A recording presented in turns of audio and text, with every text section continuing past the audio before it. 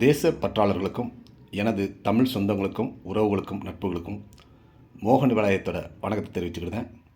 இன்றைக்கி என்னுடைய பதிவு என்னென்னு பார்த்தீங்க அப்படின்னா, இன்றைக்கி சுதந்திரம் வாங்கி கிட்டத்தட்ட 70 ஆண்டுகளை தாண்டிட்டோம். இந்த 70 ஆண்டுகளில் பார்த்திங்கன்னா ஆட்சியாளர்கள் எப்படி ஆட்சி செஞ்சுக்கிட்டு இருக்கான்னு நமக்கு தெரியும். அதுக்கு ஒரு உதாரணமாக நம்ம சொல்லணும் அப்படி சொன்னால், உரு பசி ஒவ்வா பிணி செரு பகை சேராது இயல்வது நாடு அப்படின்னு வான்புகள் கொண்ட திருவள்ளுவர் சொன்ன ஒரு குறள் அந்த 2 வரியில் அடங்கி போச்சு. பசி இல்லாத, பகை இல்லாத, நோய் இல்லாத ஒரு வாழ்க்கை ஏற்படுத்தி கொடுக்கக்கூடிய தலைவன் தான் உண்மையான தலைவன் அப்படிங்கிறத தெளிவாக சொல்லியிருப்பார். இது இன்றைக்கி மலேசியா முதற்கொண்டு ஐநா சபை வரைக்கு போயிடுச்சு. இப்போ நம்ம நாடு எப்படி இருக்குது? நோய்க்கு பஞ்சம் இல்லை, வறுமைக்கு பஞ்சம் இல்லை, அடுத்து பகைக்கு பஞ்சம் இல்லை. பகையை அழகாக வளர்த்து விடுதாங்க. ஜாதி மத அடிப்படையில், இன மொழி அடிப்படையில். இதுதான் அவங்களுடைய அரசியல் ட்ரெண்டு அப்படிங்கிற ஒரு விஷயத்தில் போய்கிட்டு இருக்காங்க. அடுத்து பார்த்திங்கன்னா, நோயை பற்றி நம்ம பேச வேண்டிய அவசியமே இல்லை. ஏன்னா ஒரு நோயை குணப்படுத்தும், இன்னொரு நோயை உருவாக்கக்கூடிய மருந்து மாத்திரைகள் வியாபாரத்துக்காக ஆஸ்பத்திரிகள் எல்லாமே இயங்கிக்கிட்டு இருக்கு. அடுத்து பார்த்திங்கன்னா, வறுமையை பற்றி நம்ம கேட்க வேண்டிய அவசியமே இல்லை. வேலையில்லா திண்டாட்டம் நிறையா வந்துட்டுருக்கு. இன்றைக்கி ஏஐ ஆர்டிஃபிஷியல் இன்டெலிஜென்ஸ் ஒன்று பெரிய லெவலில் வளர்ந்து வருது. அதில் இன்னும் 2 லட்சம் பேருக்கு மேலே வேலை போயிருக்காங்க. 2 கோடி மக்களுக்கு மேலே கூட வேலை போகும் அப்படிங்கிற ஒரு வாய்ப்பு இருக்குது.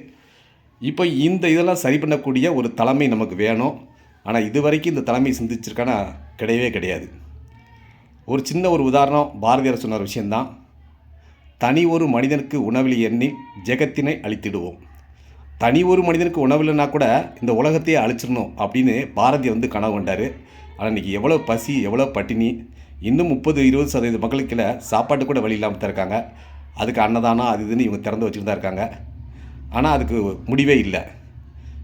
வரக்கூடிய எல்லா அரசியல்வாதிகளுமே, எல்லா தலைவர்களுமே திருவள்ளுவரை பற்றி பேசுவாங்க, கம்பரை பற்றி பேசுவாங்க, கணியன் பூங்குன்றனாரை பற்றி பேசுவாங்க, மிகப்பெரிய மன்னர்களை பற்றி பேசுவாங்க, பாண்டிய மன்னன் நீதியை பற்றி பேசுவாங்க, சோழ மன்னன் நீதியை பற்றி பேசுவாங்க, மனுநீதி சோழன் பேசுவாங்க. மேடைக்கு மேடை அவங்க பேசலாம் கேட்கும்போது நமக்கே ஆச்சரியமாக இருக்குது. எவ்வளோ அறிவாளிகள், எவ்வளோ புத்திசாலிகள், எவ்வளோ நல்லவங்க அப்படின்னு நமக்கு தெரியும். ஆனால் ஓட்டு கேட்குற வரைக்கும் தான், ஜெயிக்கிறத வரைக்கும் தான் நமக்கு என்னெல்லாம் செய்யணுமோ அதெல்லாம் செய்வாங்க.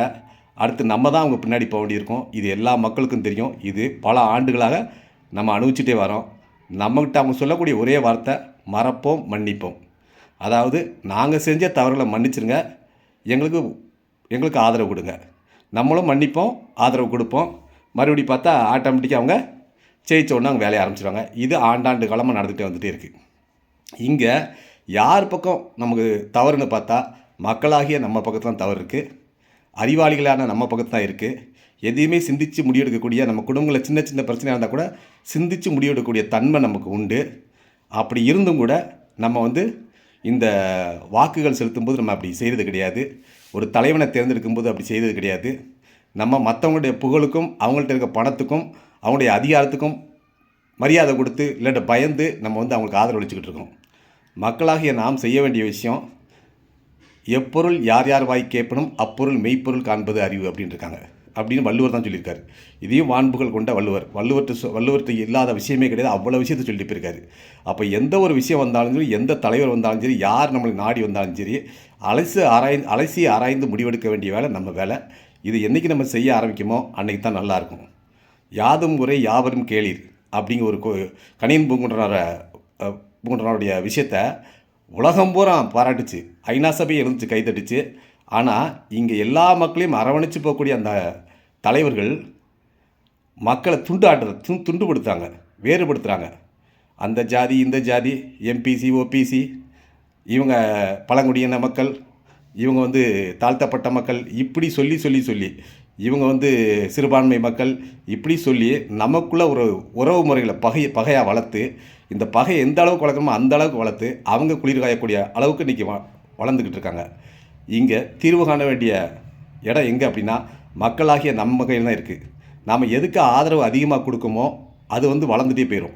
அப்போ இனிமேல் நம்ம செய்ய வேண்டிய ஒரே விஷயம், ஆராய்ந்து முடிவெடுத்து நல்லவர்களுக்கு மட்டுமே ஆதரவு கொடுக்கணும் அப்படிங்கிற விஷயத்தை நம்ம புரிஞ்சுக்கிட்டோம் அப்படின்னு சொன்னால், கண்டிப்பாக நம்மளுடைய எதிர்காலமும், நம்ம பிள்ளைங்களோட எதிர்காலமும், நம்ம சந்ததியோட எதிர்காலமும் ரொம்ப ரொம்ப நல்லாயிருக்கும்.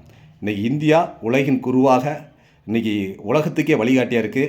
இன்றைக்கி இந்தியாவிலேருந்து வெளிநாட்டில் போனவங்க புறமே சொல்லக்கூடிய ஒரே விஷயம், இன்றைக்கி இந்தியன்னு சொல்கிறது எங்களுக்கு பெருமையாக இருக்குன்னு சொல்லியிருக்காங்க. ஆனால் தமிழர்னு சொல்கிறதுக்கு நமக்கு பெருமை இல்லை. காரணம், இந்த தமிழ்நாடு வந்து அந்த அளவுக்கு இன்றைக்கி மக்களை வந்து சீரழித்து வச்சுருக்காங்க.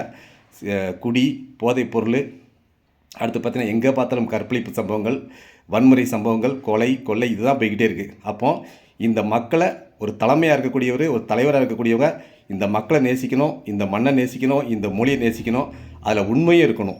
அப்படி இருந்தால் மட்டுமே தலைமை என்பது அன்பும் பொறுப்பும் கலந்த ஒரு விஷயம்.